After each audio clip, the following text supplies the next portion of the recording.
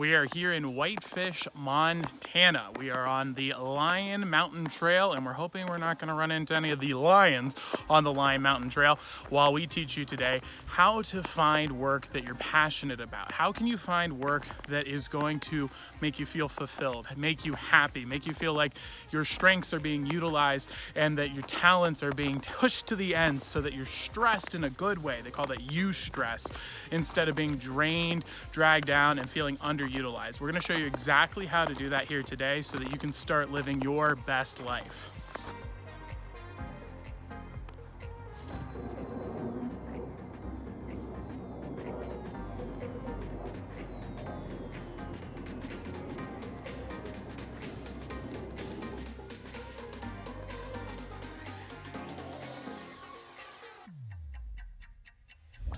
So how do you find work that you love? Well, it's actually a lot simpler than you think.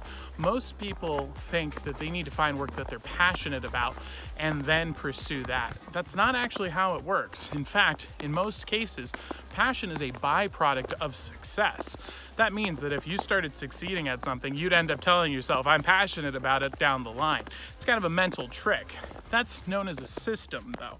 A system is a technique where you set something up that will produce as a byproduct what you want, rather than the typical solution of what I want is the goal and I'm going to strive towards it. So the system is to become successful at something and become passionate about it. Now, that isn't 100% the case. It isn't just anything you succeed in you'll become passionate about. There are some cognitive preferences. The key is to pick things that your mind is already equipped to accomplish and fulfills your want drive. When you hit those three things, you're going to love what you're doing, be happy at it, and you're going to be successful at it because you're naturally gifted for it already. So what we just covered is a system that you can apply, and that's not where we're going to stop with systems. Systems are key to being successful. Most people set a goal. They set an arbitrary goal of being happy, and then they try to achieve that goal. That doesn't work. What you need to do instead is set up systems. What's the difference? We're going to get into detail on that in just a bit.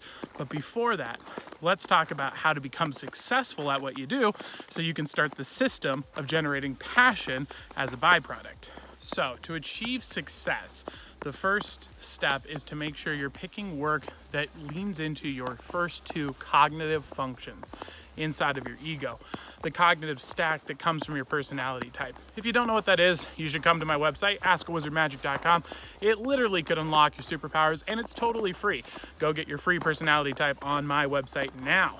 That being said, when you find work that is fueled by your hero function and your parent function, you're going to unlock the ability to be energized by the work. In fact, the biggest problem you're going to find is that you're going to be working too much because you're going to love what you're doing, being powered by what you're doing, and enjoy what you're doing, and you're going to have natural talent for it. So even if you haven't done it in the past, if you start doing things in your hero function and parent function, you're going to grow so fast, it's going to blow your mind. You will feel like a superhero. So that is the key to getting success. But that isn't the only thing that matters. You have to consider the third faculty, which is your want drive. Now, by just applying those first two cognitive functions, your hero function and your parent function, you're going to achieve massive success. And as a byproduct, you're going to get passion. But there is a little bit more to it. It's not just about success breeding passion. You've seen people who are successful at things that aren't loving their work. The key is the third faculty. This is known as the child function. I call this your want drive. It's what you need and want from the environment. This is what you need to feel fulfilled. It's called the child function in the cognitive sciences. And the key here is to make sure that your hero function and parent function are being used to fulfill the want of your child function. If you do all three of those, you're going to be a massive success. You're going to learn very quickly. You're going to be getting energized by the work that you do, and you're going to feel fulfilled and happy about it. If you do all three of those things, you're going to love your work and be a success at it. And it's going to give you a massive competitive advantage over everyone else. If you apply these principles, you will love the work that you do, and you'll be very successful at it. So your cognitive functions are the absolute key to finding work that you love. And to be frank with you, you've been robbed. Society should have taught you this. In school, you shouldn't have been learning to hate people because of arbitrary details. You shouldn't have been doing rote memorization because computers took care of that. They should have taught you your cognitive functions, and they didn't. You've been robbed of that, but I want to give it to you, and that's why we do this completely for free. If you go to askawizardmagic.com, I will tell you your cognitive stack for free. There's no cost associated at all. I do this because I think this could literally change the world. I'm an ENTP. My want drive is to make you feel good by giving you good ideas, and I want to do that for you for free. So once you know your cognitive stack, you're going to be doing work that you're naturally good at, that you're going to get really successful at. And if you're building that with a system, you're going to be getting results from day one by setting yourself up with early wins. So your mind's not going to be fighting against you. You have to understand that even with all of these things in your favor, it's still going to be a struggle. You are trying to become something new when you create a new career. Even though you're naturally gifted at it, you're going to have a way easier time finding work that you love, but it's still going to be a 45 to 90 day struggle. You have to change who you are to become something different. And if you want to live a life where you're doing work that you love and you're passionate about, that means you're going to have difficulties for 45 to 90 days before you develop a new habit. If you need help with doing that, we already made a video on that. It's called Why Your Goals Will Fail. Go check it out. It's over on my YouTube channel, and that will give you the guide on how to get through that first 45 to 90 days. I'm not saying this is going to be an instant fix that changes your life forever. This is real life, and to get real results, you have to put in real work. And so you can find out about that on that video. Even though magic is my passion, it's something I've been working on, it took me years to be able to do something as simple as that, like this. It looks impressive to you here, but there is still hard work that went into it. The difference is I loved the work I put into this instead of feeling drained by it. So let's get into the nitty-gritty of how to build systems so that you can start achieving success rather than building goals.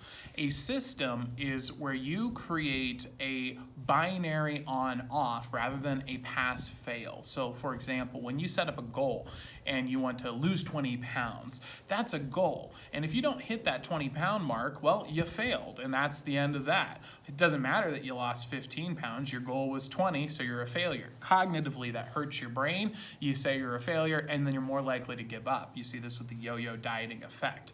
A system, on the other hand, is about data input. So it's about getting information in by doing something on a regular repeat basis that is fully within your control. Losing 20 pounds is not within your control. Following your diet every day is within your control. So the key to a system is to pick something that you can work on every day that is 100% in your control. That way, when you fail, it's because of you, and you can change that failure. And when you succeed, it's also because of you. And it's no longer about outside forces controlling your success. So how does this look like in a business situation? If you set your goal to make $10,000 on sales calls from cold calling, you can't control the $10,000. Sometimes people just don't have the money and they're not going to make that. But what you can control is that you're going to make 21 sales calls every day, Monday through Friday. That is a system. That is something you can do and control, and all the results are because of you. When you start doing this, you're going to start getting early wins. That means that rather than setting your win on some far off distant goal and waiting for it to come, every day is going to start to be a win. And when you combine that with your natural talents through your cognitive stacks, you're not just going to be getting those early wins, you're going to be seeing results very, very quickly. So when you build a system like this, you're going to be getting early wins. Now notice, for example, like with the sales call system, you're going to be a success every day, 100% in your control. But what's the byproduct of a consistent system where you make sales calls? Well, combine that with system stacking and a system of making sales calls and a system of educating yourself where I'm going to read for 30 minutes a day about how to be a better salesman. Combine those two together and your byproduct is going to be massive financial success. And rather than having a limit of $10,000, you could make an unlimited amount by getting better and better at this system every single day. So this is the way to set yourself up for success. Here's the deal. With your cognitive stack working with a system, you're going to be getting energized by doing the systems as well. It's a completely unfair advantage. But it is crucial that you figure out what your cognitive stack is because everyone's different. For example, fun fact. Did you know that more people are afraid of public speaking than they are of dying? That's right. There are people, the vast majority of people even, that would rather die than be on a stage. And yet I, as an ENTP, love being on a stage. Are you kidding me? It's my dream. Not many people can go around and navigate slipping on snow, navigating whether or not lions are going to attack us, are there grizzly bears, and simultaneously form a lecture of ideas that are going to help you just for the chance that it might make 5 to 10 people on YouTube feel good. That's an ENTP thing. That's probably not your thing, but you have a thing that would make no sense to me at all. For example, you should see me trying to put away groceries. It's a nightmare. Or ask me to make an art piece that expresses the cognitive functions to the highest of their standard by hand. I can't do that. I have an SI inferior. That's not me, but that could be you. And if it is you, you could start doing the same energy and passion I get from this in your line of work, or whatever your cognitive stacks happen to be. So that's how you find work that you love. When you combine cascading wins with systems thinking, and you're doing stuff you're going to be successful at because you're using your hero function and your parent function while fulfilling your want in the child function all together, you're going to find work that you love and that you're great at doing. And it's a crime that you weren't taught this in school. That's why I do what I do. This is a business, and when you get on that free call, at the end, I'm gonna sell you stuff. But in that free call, you will learn your types for free, and there is no obligation. So what do you gotta lose? Sign up today and learn your personality type and get back what society and the education system stole from you.